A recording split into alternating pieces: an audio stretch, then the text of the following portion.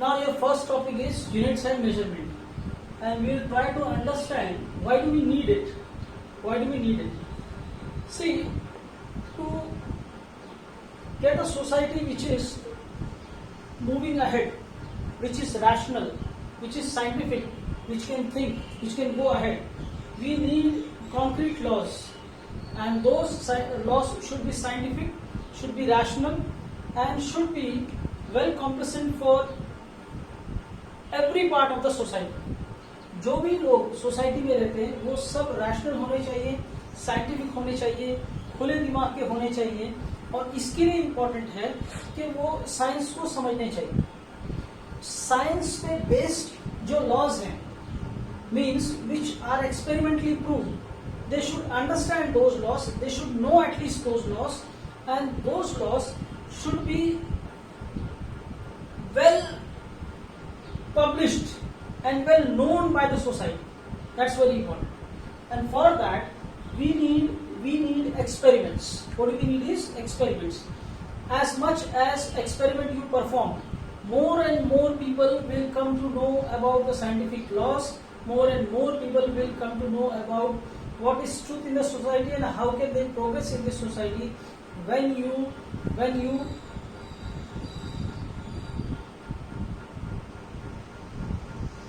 become part of the scientific fraternity, right? So for that we need to have measurement. कोई भी experiment जब आप करते हो, वो एक्सपेरिमेंट तब तक कामयाब नहीं होगा जब तक कि आप उसको मेजरमेंट्स के साथ में प्रूव नहीं करते. Like if you have a comparison between two guys, वो दोनों में से कौन लंबा है कौन छोटा है, अगर ये आपको मेजर करना है, the best thing is to measure the two and give the values. और जब आप वैल्यू देते हो तो फिर मैथमेटिकल वैल्यूज देने के बाद में कोई कॉन्ट्रडिक्शन नहीं रह जाता, कोई झगड़ा नहीं रह जाता. There is no dispute of any kind that who is taller, say A is taller और बी इज टॉलर. ठीक है. So likewise we need to have each and everything scientifically proved in society so that there is no dispute. First thing. Secondly, to prove something scientifically, we need to do experiments.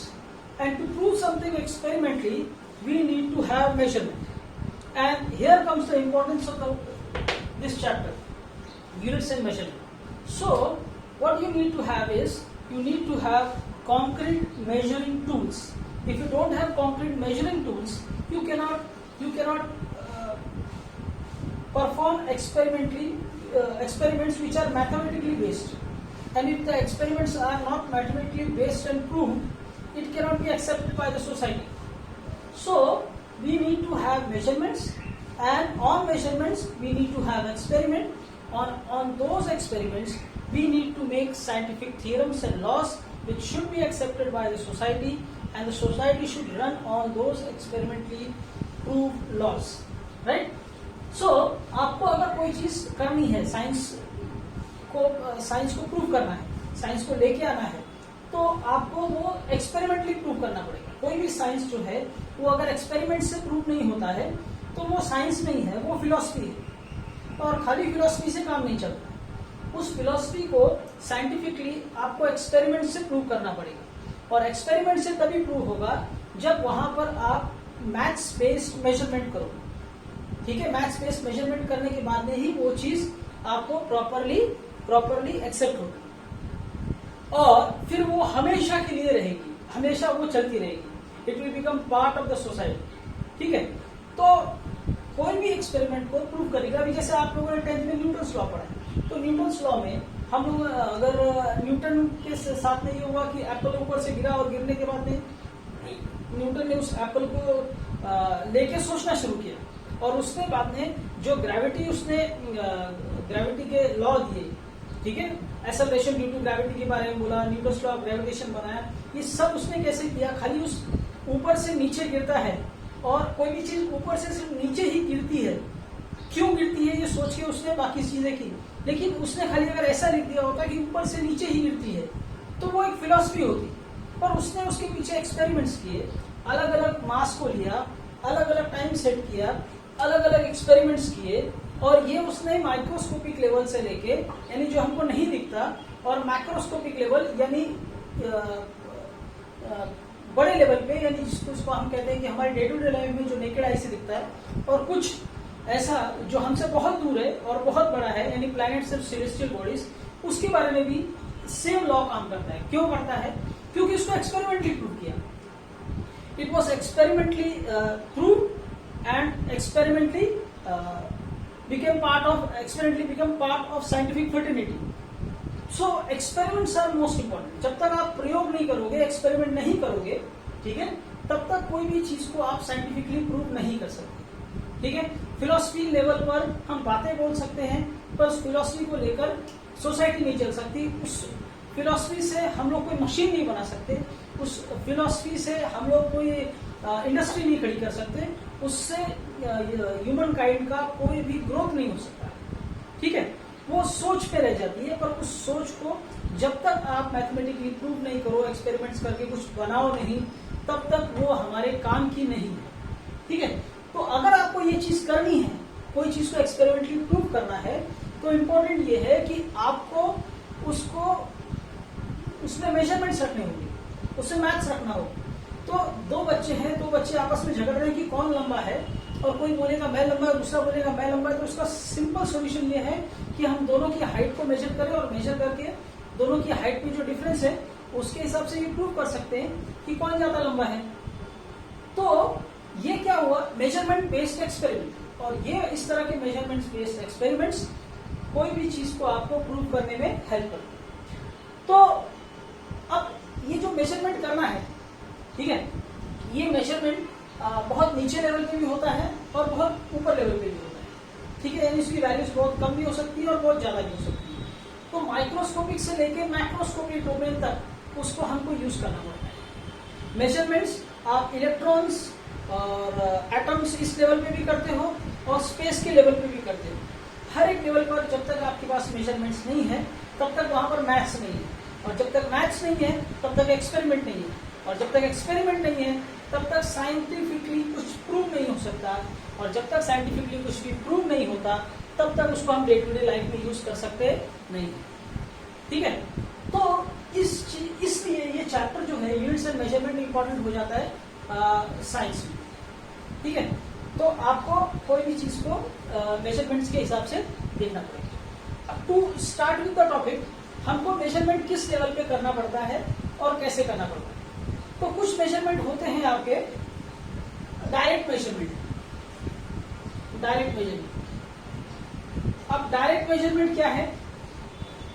Direct measurement वो है जो अब तक आपने खुद से बहुत बार किया होगा, या अपने आंख से देखा होगा। यानी आप जहां पर एक्सपेरिमेंट करने के लिए, जहां पर भी एक्सपेरिमेंट करने के लिए आप कोई टूल यूज करते हो, या आप कोई एक्सपेरिमेंट से कुछ मेजर करते हो, तो वहां पर हम क्या बोलेंगे उसको? वो डायरेक्ट मेजरमेंट। यानी आपने एक टूल रखा, जैसे आपने स्केल रखी, आपने डिस्टेंस मेजर कर लिया, आपने टेप रखा और लेंथ मेजर कर लिया, आपने प्रोटेक्टर रखा, एंगल मेजर कर लिया। ये सब टूल्स के थ्रू एक्सपेरिमेंट होते हैं, और जब जब टूल्स के थ्रू एक्सपेरिमेंट होंगे, उन सारे एक्सपेरिमेंट्स को हम लोग क्या बोलेंगे, उन सारे मेजरमेंट्स को आप क्या बोलेंगे? Direct measurement. तो ये दो पॉइंट है आपके पास, पॉइंट ए और ये पॉइंट बी। पॉइंट ए और पॉइंट बी के बीच का डिस्टेंस आपने मेजर किया, तो आपने स्केल से किया, टेप से किया, और ये जो डिस्टेंस मेजर कर लिया, इसको हम लोग बोलेंगे डायरेक्ट मेजरमेंट। ठीक है, और सेकंड मेजरमेंट इसके बाद में आता है इनडायरेक्ट मेजरमेंट। अब इनडायरेक्ट मेजरमेंट क्या है? इनडायरेक्ट मेजरमेंट वो मेजरमेंट है जहां पर आप सारे मेजरमेंट करते हो एक्सपेरिमेंट से। उसके पीछे कोई एक्सपेरिमेंट होता है, ट्रिग्नोमेट्री होती है, यानी डायरेक्ट आप कोई टूल से कोई मेजरमेंट नहीं करते, पर आपके पीछे कुछ ना कुछ थॉट प्रोसेस होता है। ठीक है, वो थॉट प्रोसेस आपका ट्रिग्नोमेट्री हो सकता है मैथ्स का, वो थॉट प्रोसेस आपका इसको क्या बोलते हैं कि एक एक्सपेरिमेंट हो सकता है। जैसे आपको अगर साइज ऑफ मॉलिक्यूल्स मेजर करना है, साइज ऑफ मॉलिक्यूल्स, तो मॉलिक्यूल को साइज मेजर करने का एक्सपेरिमेंट है सीबीएसई सिलेबस में। और उसमें आप क्या करते हो कि लिक्विड के लेयर के ऊपर मॉलिक्यूल्स, दूसरा एक सोपी सब्सटेंस डाल के उसका जो उसका एक फिल्म फ्रेम बनाकर फिर उसको आप मेजर करते हो। तो वो एक क्या हो गया आपका, वो आपका एक इनडायरेक्ट मेजरमेंट करने वाला तरीका। फिर अगर आपको कोई बोलेगा distance between sun and earth measure करो, तो distance between sun and earth measure करने के लिए आपको स्केल नहीं लगा सकते। Distance between sun and earth आपका कैसे मेजर होगा, आपको वहां पर कोई ट्रिग्नोमेट्री लगानी होगी या एक्सपेरिमेंट करना होगा, जो कि हुआ है, जो जिससे किया जाता है। Distance between sun and moon,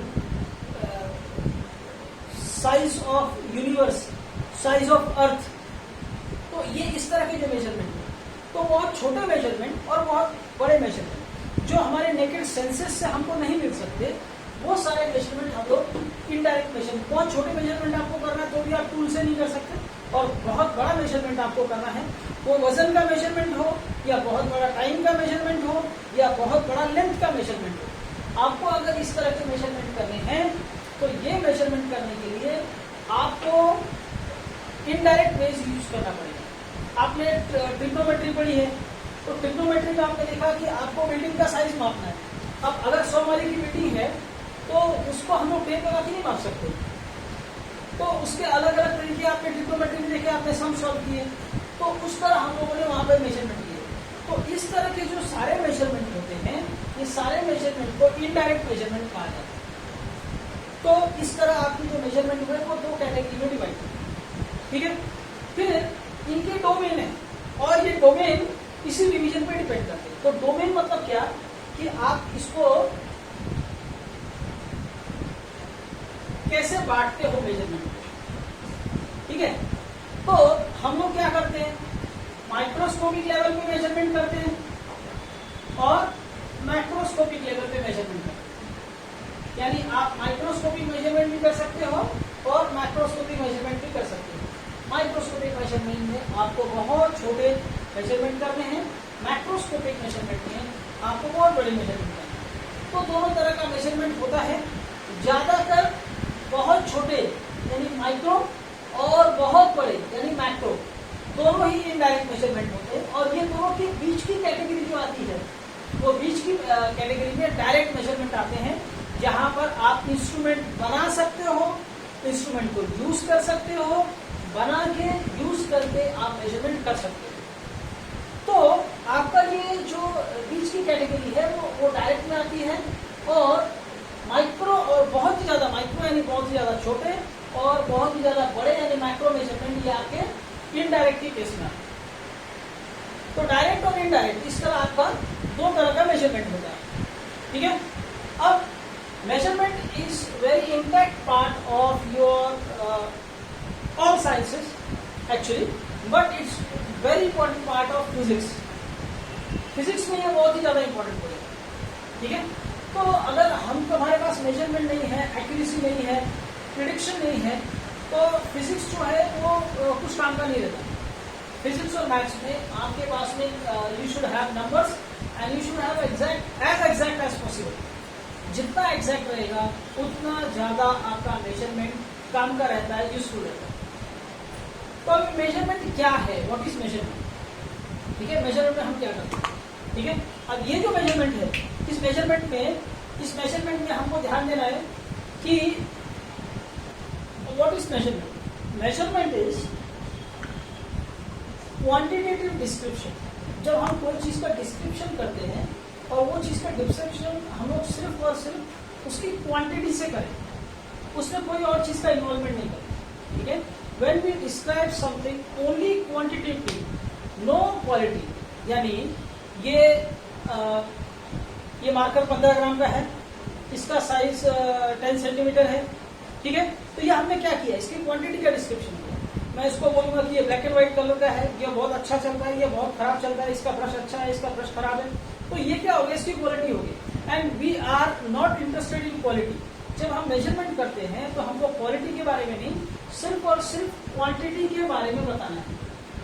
तो जहां हम किसी की क्वांटिटी का डिस्क्रिप्शन करें या क्वांटिटी का एनालिसिस करें, वो हम क्या करते हैं, उसको हम बोलते हैं कि हम मेजरमेंट करें। तो measurement is what, measurement is defined as quantitative description और quantitative analysis of a physical quantity, ठीक है। Quantitative description is defined as measurement is defined as quantitative description of a physical quantity comparing it with a standard reference. एक standard reference से एक fix value से compare करके, जैसे अगर मैं आपको बोलूं कि मैं बोलता हूँ 10 kg का कोई सामान है, कोई चीज है वो 10 kg की, तो 10 kg की मतलब क्या है, 1 किलो जो 1000 ग्राम है, 1 kg जो 1000 ग्राम होता है, 1 kg जो 1000 ग्राम होता है उसका 10 टाइम्स है। 10 kg मतलब क्या, 10 kg मतलब 1 kg का 10 टाइम्स, ठीक है, और 1 kg में 1000 ग्राम होता है, बराबर। तो ये 1 kg का 1000 ग्राम ऐसा तो नहीं है कि यहां पर 1000 ग्राम है और फर्स्ट केजी के लिए 1000 ग्राम, सेकेंड केजी के लिए 900 ग्राम, थर्ड केजी के लिए 1100 ग्राम, नहीं ना, हर एक जगह पे उसकी वैल्यू फिक्स होती है, स्टैंडर्ड होती है, वो चेंज नहीं होती। वो किसी भी कंडीशन में आप उसको अगर चेंज करना चाहो तो नहीं होती। जब भी हम कहीं पर भी जाके 1 kg बोलते हैं तो वो 1 kg का वैल्यू फिक्स रहता है। इसलिए मेजरमेंट में हम लोग जब कोई चीज का मेजरमेंट करके बताते हैं तो मेजरमेंट करके बताने में जो वैल्यू आती है वो वैल्यू कभी चेंज नहीं होती, वो जितनी है उतनी की उतनी रहेगी। यानी कि अगर 1000 ग्राम बताई है 1 kg में, तो हर एक जगह पे वो 1000 ग्राम ही होगी और वो 1 ग्राम की वैल्यू भी फिक्स होगी, ठीक है, यानी वो चेंज नहीं होगा। इसीलिए हम उसको मेजरमेंट में क्या बोलते हैं, स्टैंडर्ड रेफरेंस। तो what is measurement? Measurement is defined as quantitative description. क्या है मेजरमेंट? कोई भी चीज की क्वांटिटी का डिस्क्रिप्शन, आपको सिर्फ उसकी क्वांटिटी बतानी और कुछ नहीं। तो measurement is defined as quantitative description of a physical quantity. कोई एक फिजिकल क्वांटिटी के बारे में आपको उसकी क्वांटिटी के बारे में बताना है और साथ में एक स्टैंडर्ड रेफरेंस लगाना है। यानी अगर मैं आपको बोलूंगा कि किसी चीज का वजन 10 है, तो 10 से ये कंफर्म नहीं होता कि वो कितना हो गया। वो 10 ग्राम भी हो सकता है, 10 kg भी हो सकता है, वो 10 आउंस भी हो सकता है, ठीक है। तो इंपॉर्टेंट ये है कि आपको उसके साथ में क्या बताना है, उसके साथ में एक यूनिट बताना है। उसके साथ में जब तक आप यूनिट नहीं बताओगे, यानी स्टैंडर्ड रेफरेंस नहीं बताओगे, मेजरमेंट कंप्लीट नहीं होगा। आपको अगर कोई बोलेगा कि ये कोई भी चीज का लेंथ कितना है, किसी चीज का आपको लेंथ पूछा, आपने 10 बोल दिया, 15 बोल दिया, 50 बोल दिया, पर साथ में कोई यूनिट नहीं लगाया, कोई इकाई नहीं लगाई, तो मेजरमेंट कंप्लीट होने वाला नहीं है। तो आपको अगर मेजरमेंट कंप्लीट करना है तो what you should have is, you should have a unit and you should have a number. If you don't have both unit and number, the measurement is not completed. To complete a measurement, you need a number, you need a unit, and then only then we get a complete measurement, right? So measurement is what? Measurement is quantitative description of a physical quantity, comparing it with a standard reference. एक standard reference से compare करके आपको बताना होगा, ठीक है। तो मैं वापस से एक बार definition repeat करता हूँ। Measurement is defined as quantitative description of a physical quantity, comparing it with a standard reference. एक स्टैंडर्ड रेफरेंस के साथ में उसका कंपैरिजन इंपॉर्टेंट है, अदरवाइज मेजरमेंट नहीं होगा, राइट। तो अब ये डेफिनेशन के बीच में एक टर्म आया, ठीक है, फिजिकल क्वांटिटी। फिजिकल क्वांटिटी,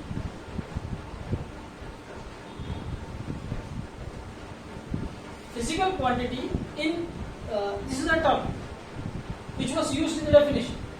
अब ये खाली क्वांटिटी का मतलब क्या है, पहले हमको समझना पड़ेगा खाली क्वांटिटी क्या होता है। तो अगर मैं बोलेगा क्वांटिटी, तो क्वांटिटी आपने जो इंग्लिश मीनिंग पढ़ा है उसका, ठीक है,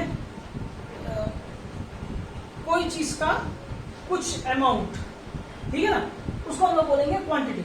पर उसका साइंटिफिक मीनिंग यहाँ पर ये हो जाता है, उसका सेंस ये हो जाता है कि आपके पास कोई एक चीज है जिसके बारे में आपको मालूम नहीं है कि वो मेजर कर सकते हैं या नहीं कर सकते। अब इसको प्रॉपरली समझने के लिए आपको ऐसा लेना पड़ेगा कि कोई चीज नई नई डिस्कवर हुई, कोई चीज नई डिस्कवर किया साइंटिस्ट ने, तो उस नई चीज को इसको डिस्कवर किया, उसको मापने का उसके पास जो यूनिट है, जो इकाई है, जो तरीका है, वो अभी निकलना बाकी है, वो अभी जनरेट नहीं हुआ, वो बना नहीं है। तो वो जो चीज होगी उसको हम लोग बोलेंगे क्वांटिटी। यानी कोई एक चीज जो रिसेंटली आपको समझी है, मिली है या डिस्कवर हुई है एक्सपेरिमेंटली, तो ऐसी एक चीज जिसको मापने का तरीका आपके पास नहीं है राइट नाउ, ठीक है, at that particular instant of time, उस पर्टिकुलर टाइम पर, at the very start, at the very inception, you don't know how to measure it, what are the tools to measure it, यानी उस चीज को कैसे माप सकते हैं और कैसे आगे ले जा सकते हैं। तो उस टाइम के लिए हम लोग इसको सिर्फ और सिर्फ क्वांटिटी बोलेंगे। तो quantity is what? Quantity is something about which we don't know whether we can measure it और नॉट। कोई चीजें ऐसी होती है जिसको हम माप नहीं सकते पर मालूम है हमको ये चीज होती है, ठीक है, उसको हम लोग नॉन फिजिकल बोलते हैं। वो आएगा आगे देखेंगे। तो अब ये क्वांटिटी खाली जिसके बारे में हम डबल माइंड है कि ये चीज को मेजर कर सकते हैं या नहीं मेजर कर सकते, तो हम लोग उसको सिर्फ क्या बोलेंगे? उसको क्वांटिटी बोलेंगे।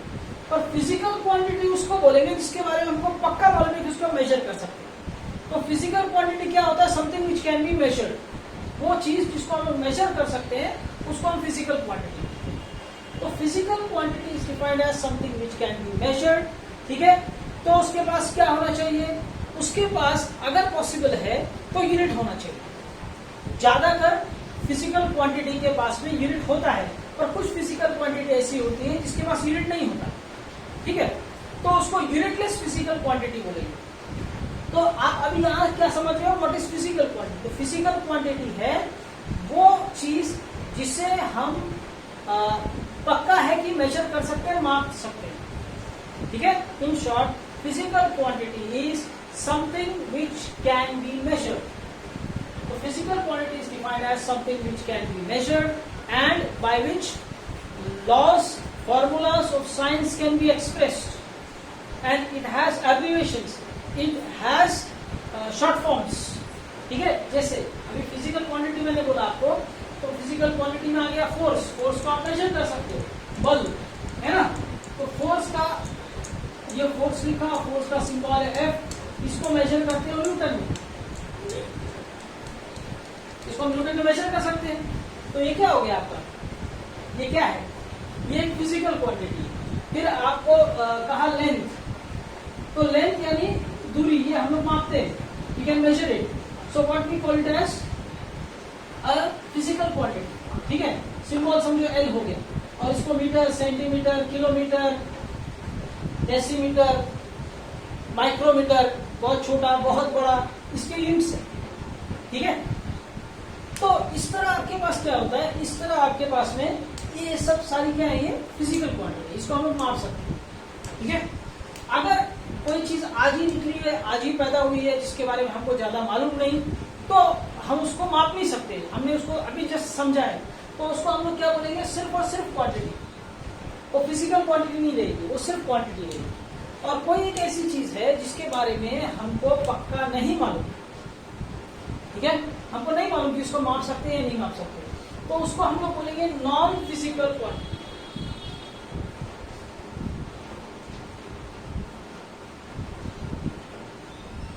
नॉन फिजिकल क्वांटिटी, इसके बारे में हम लोग श्योर है कि हम इसको माप नहीं सकते। यानी हमारे पेट में दर्द हो रहा है, तो कोई बता सकता है कि पेट के दर्द को हम कैसे मापेंगे, उसका यूनिट क्या है? हम लोग बोल सकते हैं क्या मेरा 2 किलो पेट दुख रहा है, या 500 मीटर पेट दुख रहा है, या मेरे पेट में 500 न्यूटन का फोर्स लग रहा है और उसकी वजह से दर्द हो रहा है, हम लोग उसको माप नहीं सकते। तो ये चीज जिसको हम नहीं माप सकते, इसको हम लोग बोलेंगे नॉन फिजिकल क्वांटिटी।